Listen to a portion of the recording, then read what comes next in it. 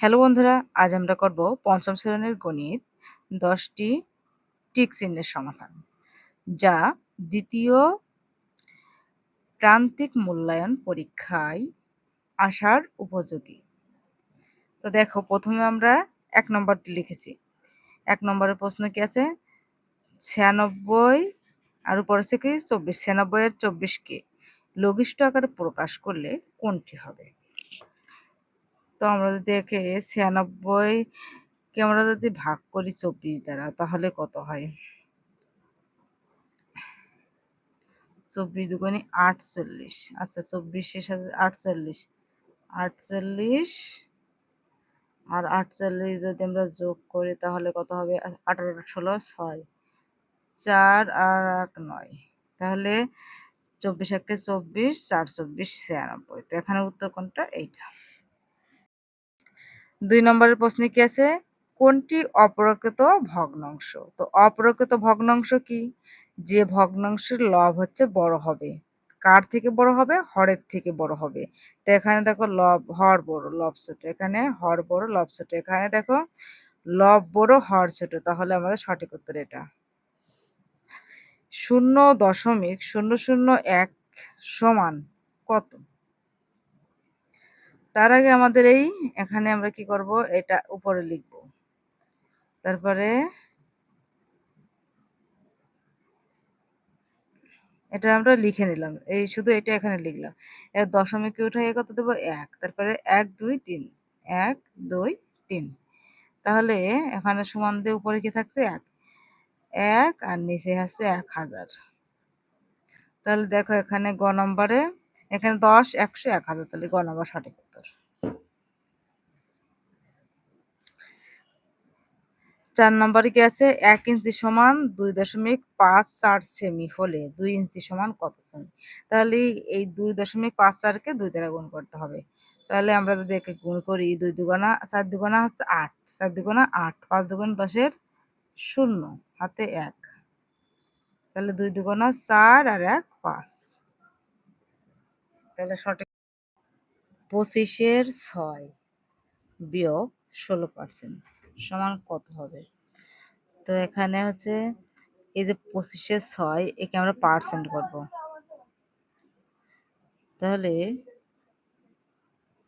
লব এবং হরকে এমন একটি সংখ্যা দ্বারা গুণ করতে হবে যা হলে এখানে হচ্ছে 100 হবে। তাহলে দেখো 4 25 100। তাহলে লব এবং হরকে আমরা 4 দ্বারা গুণ করে পাচ্ছি। তাহলে 4 6 24 আর নিচে হচ্ছে 4 25 100। তাহলে এখানে 24। তাহলে আমরা যদি একে পার্সেন্টে প্রকাশ করি তাহলে এখানে হবে কি 24%। এখন এখানে আছে কত? 16%। তাহলে এই 24%-এর থেকে এই 16% আমরা এখানে বাদ দিব। তাহলে দেখো কত হয়?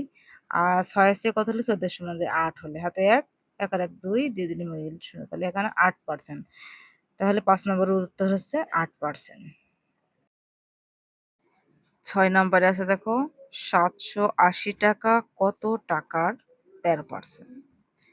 কত টাকা? এটার টাকাটা যদি আমরা হচ্ছে x টাকা, x গুণ 13%। 13% মানে হচ্ছে 13/100 সমান 780। তাহলে 13x সমান, এই পাশের ভাগ এই পাশে গেলে কি হবে? গুণ হয়ে যাবে। তাহলে 780-র সাথে 100 গুণ করে দেব। ঠিক আছে? তাহলে আমরা এখানে তো জায়গা নেই, এই জায়গাতেই।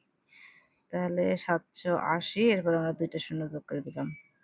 এরপর অতএব x সমান, নিচে আছে 13। তাহলে 13 কে 13, 6 13 78। তাহলে উপরে কেটে 6 আর 1 2 3, 1 2 3। তাহলে উত্তর কত? 6000। খুব গুরুত্বপূর্ণ একটি প্রশ্ন। কয়টি কলার 36% সমান 54টি? কয়টি কলার? তাহলে সেখানে আমরা x ধরি। তাহলে x এর সাথে কি দেবো? 36x সমান 54-র সাথে আমরা 100 গুণ করে দেবো একবারে। সেম অঙ্ক, 54-র সাথে 100 গুণ করে দিলাম। ঠিক আছে? এবার এখন এক্স সমান উপরে হচ্ছে 54, আর এই যে 54 সাথে 100 গুণ করলাম আর নিচে দিলাম 36, যেহেতু 36% ছিল তাই না, তাহলে 36-এর 100 ভাগ থাকলে এপাশে দিয়ে গুণ হয়, তাহলে 5400, তাহলে এখানে 36 দ্বারা আমরা 54 একে যদি আমরা ভাগ করি তাহলে কত হয়? তাহলে আমরা যদি এখানে কাটাকাটি করি 36 একে 36 আর এটাকে যদি আমরা এখানে কাটাকাটিতে ভাগ করে দিই তাই না, তাহলে হবে 150। 150 হচ্ছে উত্তর। লাভ বা লাভ বা ক্ষতি কিসের উপর নির্ভর করে? হিসাব হয়, বা লাভ বা ক্ষতি কিসের উপর নির্ভর করে? ক্রয় মূল্যের উপর। এই অঙ্কটাও খুবই গুরুত্বপূর্ণ। একটি বৃত্তের কয়টি বেশ আঁকা যায়? অসংখ্য বেশ আঁকা যায়। 10 নম্বর, ব্যাসার্ধ ব্যাসের কত গুণ? দ্বিগুণ। তো বন্ধুরা, এই ছিল আজকের ভিডিওটা ভালো লাগলে অবশ্যই লাইক কমেন্ট শেয়ার করো। ধন্যবাদ সবাইকে।